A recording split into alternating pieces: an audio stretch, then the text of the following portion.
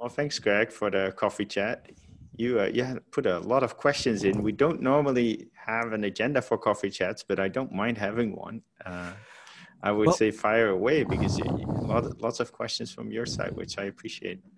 absolutely. Yeah. And in scheduling this meeting, I picking between a traditional coffee chat and what was a more of a pick your brain session. And it seemed like coffee chat was the more appropriate option, but there are some things that if I have the opportunity, I would love to pick your brain about. And some questions just about you and your background. So I I'm familiar with GitLab's history, and I've been kind of tracking GitLab's success in the media and your involvement in it. But I know that previously you were involved with submarines. Um, what what prompted that move from submarines to software? And were there any lessons or skills you have from your involvement there that you use in your day-to-day role now? Yeah. Ooh, the transition was it was a kind of small medium business. Now they've done great. I think when I left, there were 15 people, and now there's 80 people. So it's still growing, but not as fast as a startup. So I want to see more growth. I also wanted to have kind of a clear goal to optimize for. So at GitLab, that's IACV in general, that's profit. With the submarine company, it was partially a commercial business and partially kind of a hobby of the main investor. And I think that makes it hard to kind of make decisions from time to time because it's basically whatever the main investor wants instead of optimizing for profit. Totally legitimate, but I wanted to be involved in a different kind of business. And also, I didn't mind kind of creating more utility. The submarines are awesome, but in the end, it's a thing anybody can live without. I love the impact we're having at scale with GitLab.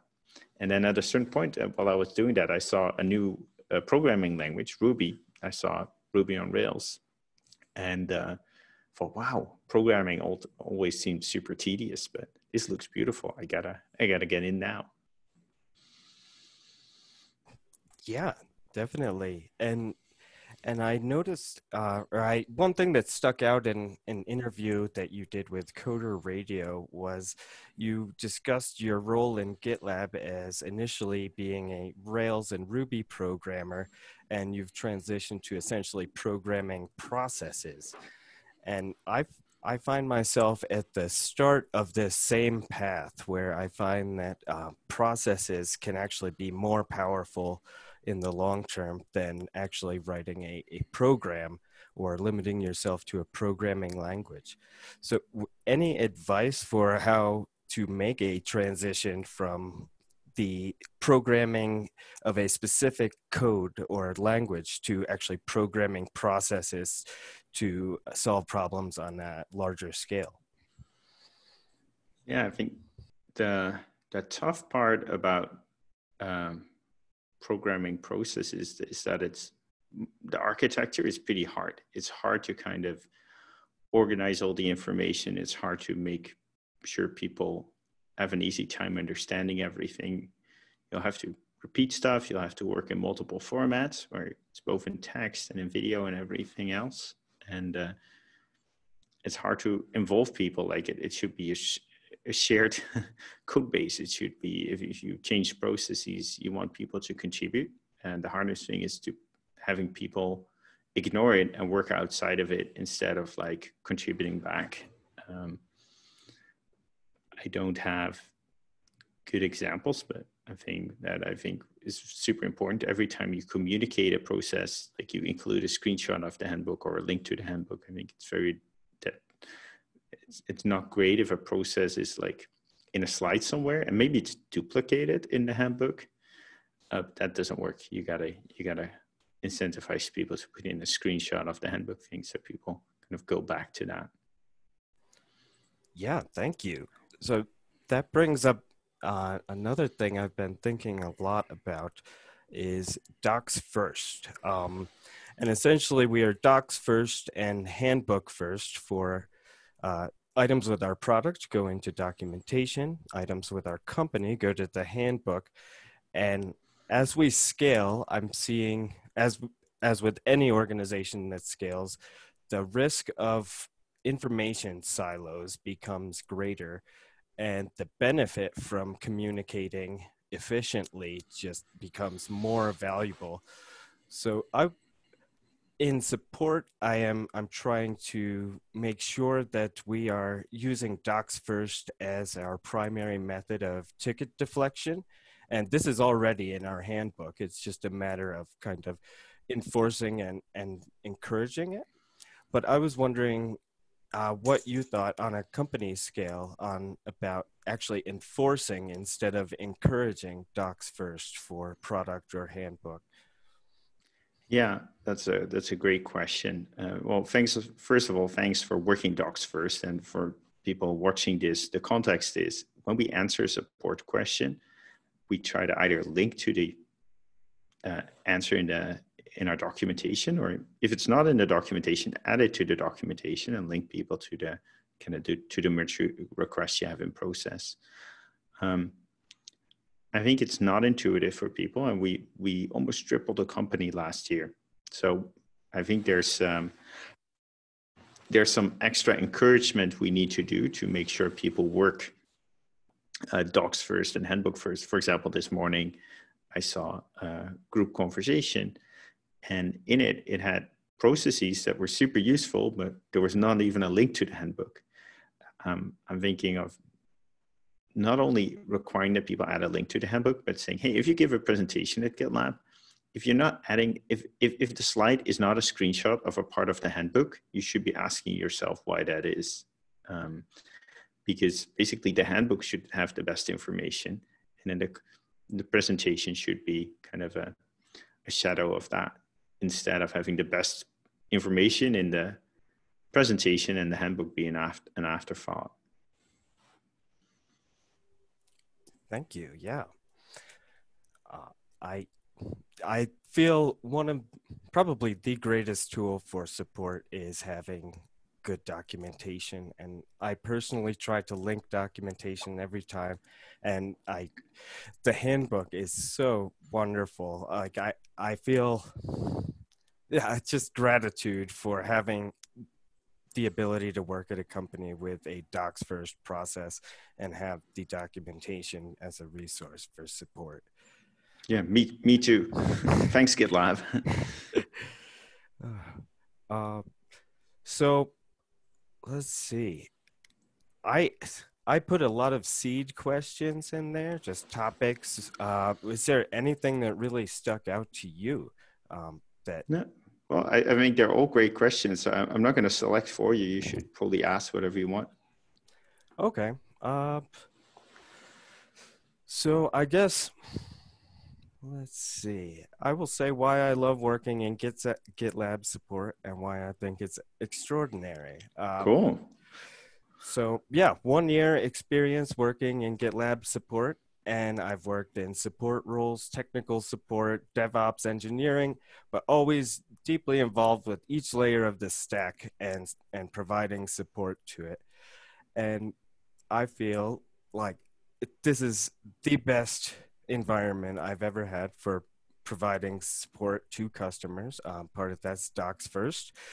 Another part is I feel that we are structured in a way that we can actually have customers and users contribute to our product and become personally invested in our product, where proprietary offerings tend to keep customer involvement at a distance. There's not a way to immediately create an issue or contribute to conversation on a merge request in most situations. So part of what I have realized, and I guess I'll give a little context.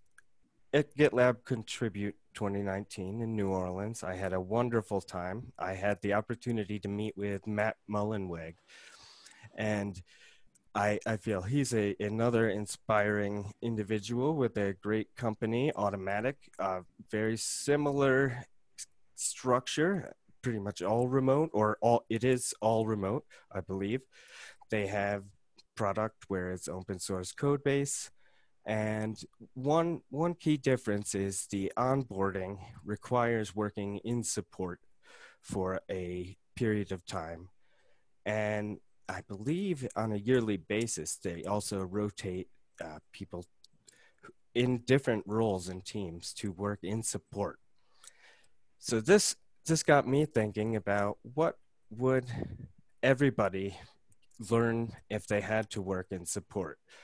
And my first thought was that there's not enough time and it's not efficient and it's difficult. I feel the onboarding issue for a support engineer is there's a strong learning curve, and it's basically because you have to learn about every different aspect of our product to see it as a whole.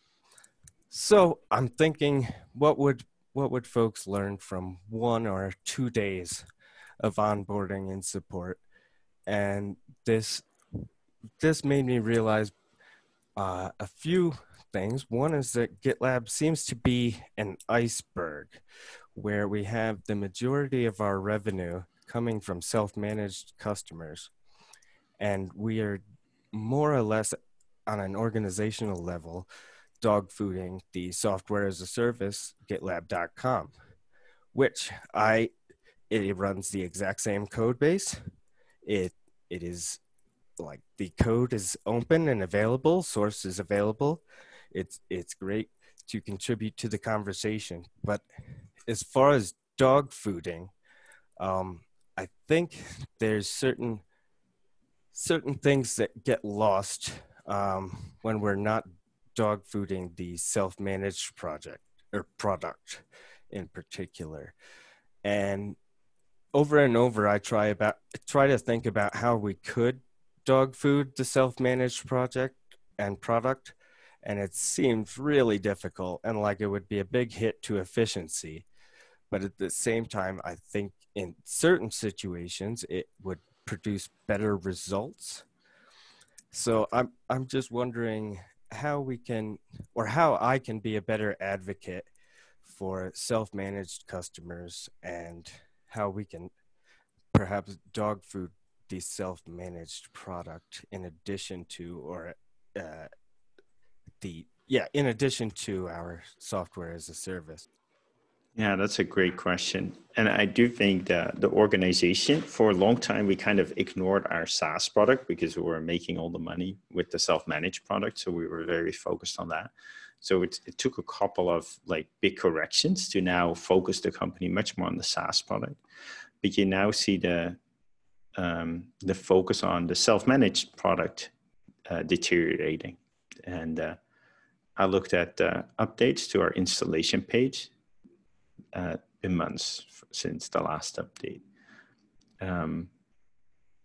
Today, I'm going to have a call with Joshua and a couple of other people to talk about scaling, our scaling page, because it feels like there's a lot of information duplication and we don't do a good job of making sure that people that don't need high scalability don't have the complexity of it. So we're going to focus on that. But that's not been an automatic thing. And in the UX conversation this week, I also brought up like, hey, what are we doing to kind of test the UX of the installation? And I think the answer kind of was, we're very focused on the functionality of the app on .com. So there's a risk there. And I think what you can do, first of all, highlight things that aren't okay and create issues and ask the product manager about them. But also when you see something, make a recording of like, hey, if you install GitLab or if you want to upgrade, then this not so good thing happens. And make sure that it's easy to see because people don't see it. And I think most problems, if people see it, they kind of agree on the solution. I think there's a lack of visibility and a lack of sympathy. And I think a video recording is a great way to kind of have that mirror neuron, be able to put yourself in someone else's shoes. Yeah, that's great ideas. Thank you. And I do realize part of it is going to be an effort on the support team because we are like the primary contact with customers who have problems with the self-managed product. And if we are not effectively communicating pain points or patterns we see that are problematic, then it's exactly as you were saying. There's no visibility, and it does not get prioritized or attention because there's nothing to pay attention to. It never left the support thread, essentially. Exactly. I want product managers basically complaining that support is super noisy. And I've not heard that. I don't see product managers spending a lot of time with support. But in the end, support is basically a proxy for our customers. So we should spend more time with customers and more time with support as a proxy for them. Great. Yeah. So, and I want to say something about what you said earlier about how great our support team is. And I do want to acknowledge that. I think the team and Tom as a leader in particular, it's been amazing to see. There's four key metrics I watch with support. It's like how satisfied our customers are, and it's reliably around that 95%, which is amazing. How we're hitting our service level agreements of getting back to people in time, again, reliably around that 95%. Then it's how much we spend on support as a percentage of revenue, and that keeps coming down. We're able to kind of solve things, get more efficient all the time. And last but not least, how many kind of links to issues and documentation and merge requests we include. And there are measurements for that, and they look pretty good. We're at least measuring, so I know it's top of mind for the team. So amazing work. Support is one of the, I don't know, the parts of GitLab I worry about the least, because it's a well-oiled machine, and every key meeting is kind of reaffirming that. Thank you. I completely agree. Support is amazing. And I think part of what I really enjoy about GitLab and your leadership is I feel we have a good financial and business model where it is relatively easy to get an open source project up and started, but actually monetizing it to the point where you can pay people to develop it is very difficult. And I think you essentially narrowed in on two key aspects, which are reflected in our subscription and licensing model, which is features and support.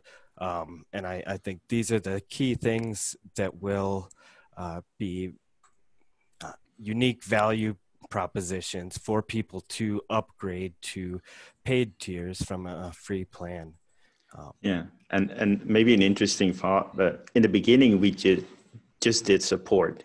But every time we heard about a problem, of course, we fix it like we do today. Like we don't want to solve it for one customer, we want to solve it for everyone. So we document it, we fix things.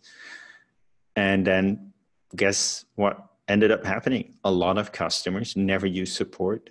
So they used the product, but after a year, they didn't use support and they didn't renew their subscription. So I think having the features there is so amazing because it allows our support to fix things for everyone. If you don't have that, the incentive is to make sure that you document in the support knowledge page, and you need to pay support in order to get access to that. Yeah, that makes sense. And normally I would say not using support is the sign of a successful product, because you can find the answers, you can self-serve support. So I think that does have a lot of truth to it, where the features are a key part. And I think the value of those features, it grows as the size of the organization grows, which is also great. We have 5 minutes left. Thanks, Sean. Yeah, for sure. The more users we have, the more contributions we get, and the more users we get, the more revenue and the more engineers we can hire on our side. So I guess, one thing I'd like to touch on is I'm currently doing an interning for learning opportunity with the community advocacy group. Awesome. yeah, I've learned a lot. It's been a great experience, and I feel I'm going to have some definite products from the internship, which you can see in tomorrow's group conversation. There's a slide about it.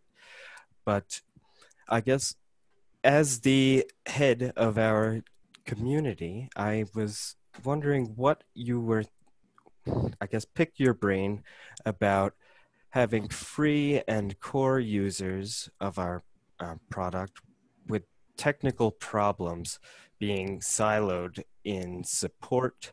Siloing basically meaning there's solutions that exist for these technical problems, but they're not easily accessible for people who are not paying us money or do not have access to the Zendesk portal, essentially. Oh, so why are they not accessible? Because they're documented in the Zendesk portal, or? It seems there with the support workflow, we will tend to set tickets to solved, and it could be a pattern, it could not be a pattern, but the workflow is once a ticket is solved, we are happy and we close the ticket. And there may be solutions that like where we did not link documentation, but we gave specific instructions that helped the customer get past their block. And again, I think this goes back to making de-siloing these solutions from support. We should add them to documentation. I do think there's a small subset where it would be hard to determine, is this documentation worthy, or can I just close out the ticket? Oh, there's no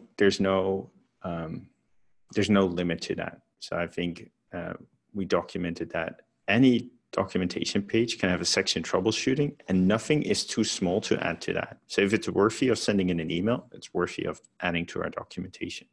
So I think our bar should be really, really low. And then when you do it, if it is something that I'm not quite sure it works or something like that, make sure that status is clear when you add it to the documentation. But I think there shouldn't be things where we have an email template for that, or I just reuse the other answer. Just add it to the docs under troubleshooting and just link to that. So there's if it's okay to send to a customer, it's okay to add to the documentation. Great, thank you. I guess the